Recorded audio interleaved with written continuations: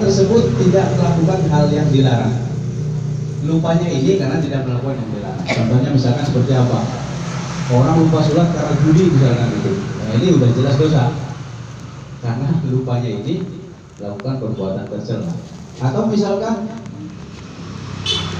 lupa karena lihat dangdut misalkan gitu. Wah, pohon yang di dangdut sampai poso lah. Ini juga dosa. Nah, akan tetapi kata Kiai Musonif, kalau ya lupanya ini karena melakukan hal-hal yang baik, misalkan cari nafkah, dagang rame, misalkan dia mah, itu kan memang diperintahkan oleh Allah usaha, ikhtiar, dagang rame lupa sampai duhur lewat misal, ingat langsung masak. Nah ini gak dosa. Lupanya ini karena ikhtiar, ini gak dosa. Itu bagi yang usaha. Ada lagi misalkan orang lupa karena ngaji, banyak yang datang kepadanya nanya ini lagi segala macam, sampai lupa sholat duhur. Ingat-ingat asal banyak tamu lupa sampai asal baru ini juga nggak dosa, tapi wajib dikodok. Tadi juga sama, yang karena ikhtiar dagang saking ramenya sampai lupa sholat misalkan gitu, ya ingat-ingat asar, ini lupanya ini nggak dosa, tapi wajib dikodok. Itu gambaran tentang masalah udurnya sholat, yaitu tidur dan lupa. Dan kemarin ada yang nanya manfaat sholat jamaah, dan saya nukil dari kitab Durratun Nasihin, dijelaskan bahwa qala Rasulullah SAW anin Nabi Muhammad SAW, man sholat sholawatil khamsa ma'al jamaah falahu khamsatu asya'a. Orang melaksanakan sholat jamaah, kata Rasulullah, akan mendapatkan 5 hal. Yang pertama adalah la yusibuhu faqrun. Yang pertama, orang tersebut tidak akan pernah mendapat kefakiran. Orang yang sholat berjamaah istiqomah, dia nggak akan fakir selamanya, kata Rasulullah SAW. Ini yang jamin Rasulullah, dia nggak akan fakir. Maksudnya fakir gimana? Dicukupi kebutuhannya oleh Allah, bukan berlebihan ya, tapi dicukupi. Dia cukup, itu cukup, dicukupi orang sholat berjamaah. Kemudian yarfa'ullahu anhu adzabal qabri. Yang kedua, orang yang sering sholat berjamaah itu akan dihilangkan siksa kubur nanti, akan diangkat siksa kuburnya, dia akan disiksa oleh Allah di dalam liang kuburnya. Ini jaminan dari Rasulullah, orang sholat jamaah gak bakal disiksa di alam kuburnya. Kemudian yang ketiga, yu'to kitabuhu biyaminihi. Orang yang sering berjamaah itu akan mendapatkan catatan amalnya itu dengan tangan kanan. Artinya apa? Dia akan mendapatkan kebahagiaan. Kalau orang mendapatkan kitab dari kiri atau dari sebelah, dari belakang, itu akan mendapatkan kecelakaan. Nah, tapi kalau dari tangan kanan yang menerimanya nanti catatan amalnya, maka orang tersebut digolongkan kepada orang-orang yang bahagia, yang dimasukkan ke dalam surganya Allah Subhanahu wa taala.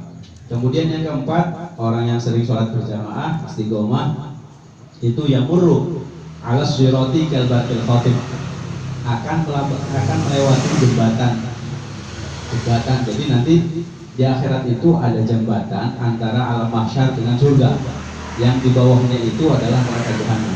Itu pasti semua makhluk, ya semua manusia dari zaman Nabi Adam sampai zaman Nabi Muhammad, sampai akhir zaman itu pasti akan melewati itu jembatan Shiratal Mustaqim, pasti itu. Dan keadaannya berbeda-beda tergantung amal perbuatannya. Ada yang secepat kilat, ada yang seperti kuda, ada yang seperti berlari, ada yang seperti merangkak, ada yang berjalan kepalanya di bawah, kakinya di atas. Ini macam-macam keadaannya, tergantung amal perbuatan ketika di dunia.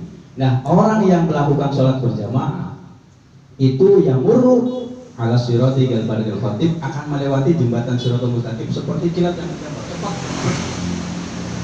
Syaratnya istiqomah dalam melaksanakan sholat berjamaah. Jadi para sahabat ya dulu itu ada yang 40 tahun sholat jamaah nggak pernah putus. 40 tahun, bayangin aja. 40 tahun nggak pernah putus. Kenapa? Karena kata beliau, Rasulullah nggak pernah melakukan sholat itu sendiri. Maka berkaca dari Rasulullah, ya sholat berjamaah terus. Jadi ngamalin apa yang dilaksanakan oleh Rasulullah. Dan itu karomah terbesar. Jadi karomah terbesar itu bukan terbang, bisa terbang, ya bisa ngilang, itu karomah kecil istilahnya seperti itu. Jadi karomah terbesar adalah kita bisa istiqomah melakukan satu ibadah. Di antaranya adalah sholat berjamaah. Kalau istiqomah itu karomah terbesar dari Allah. Karena nggak semua orang diberikan kekuatan oleh Allah untuk bisa melaksanakan sholat berjamaah. Jadi karunia terbesar itu. Sholat sendiri dengan berjamaah bedanya apa? 27 derajat bedanya. Itu yang satu kalau Fatihahnya itu benar. Kalau nggak benar ya nggak dapat apa-apa. Bahkan kalau salah jadinya dosa. Jadi mending sholat berjamaah. Kalau sholat berjamaah itu selamat. Yang nggak bisa baca Fatihah diterima sama Allah. Ketika sholat berjamaah, yang penting sholat berjamaah. Cari. Kalau mau sholat usahakan berjamaah. Itu pasti diterima oleh Allah. Karena kata ulama dijelaskan bahwa orang yang sholat berjamaah itu yang dipandang itu kan imam dan makmum. Imamnya khusyuk, makmumnya nggak khusyuk, jadi diterima karena imamnya khusyuk. Imamnya nggak khusyuk, pikiran hutang misalnya gitu, pikiran pegawaian hutang. Tapi ada salah satu makmumnya yang khusyuk, selamat sama makmumnya yang khusyuk. Ya, itu fungsi berjamaah. Nah terakhir keadaannya makmumnya nggak khusyuk, imamnya nggak khusyuk. Ini sama diterima oleh Allah karena berjamaahnya ini berjamaah itu pasti diterima oleh Allah Subhanahu Wa Taala. Kemudian yang kelima, yudkhilullahu jannah bila hisabin wal adab. Dan orang yang sering melaksanakan sholat berjamaah istiqomah itu akan dimasukkan ke dalam surganya Allah dengan tanpa hisab dan tanpa siksa. Ya, jadi ukurannya itu kan kemarin sudah jelaskan. Ukuran orang itu sholat mau di dunia maupun di akhirat itu yang pertama kan ditanya adalah sholat. Di dunia ketika sholatnya benar, semua amalnya benar, sama tetangga baik, sama anak baik, sama istri baik. Kalau sholatnya benar, usahanya juga akan baik. Begitu juga di akhirat, ketika sholatnya baik, semua amalannya kecil-kecil diterima sama Allah. Nah, itu. Jadi sholat itu luar biasa. Dan sholat itu digambarkan dalam kitab Nashahul Dunia yang disusun oleh Khalif Abdullah bin Al-Haddad. Di situ dijelaskan bahwa sholat itu diibaratkan makhluk hidup. Jadi ketika kita sholat begitu salam, assalamualaikum, assalamualaikum. Kalau sholatnya benar, itu sholat langsung berdoakan sambil memandang orang itu. Ya Allah, jagalah orang ini karena dia telah menjagaku. Jadi syaratnya dipenuhi, ya rukunnya masya Allah dipenuhi, semua khusyuk. Ini sholat akan berdoakan, ya Allah jaga orang ini. Jadi nggak perlu penjagaan apapun, sholat yang benar dijaga oleh Allah. Ya begitu juga sebaliknya, ketika orang sholatnya nggak benar, orang sholatnya nggak benar, misalkan asal-asalan saja, ini sholat mendoakan orang yang sholat ini, ya Allah sia-siakan orang ini. Jangan beri keberkahan dalam umurnya. Didoakan oleh sholat itu dengan jelek. Karena apa? Karena dia tidak menjaga sholat. Itu sholat terpenuhi.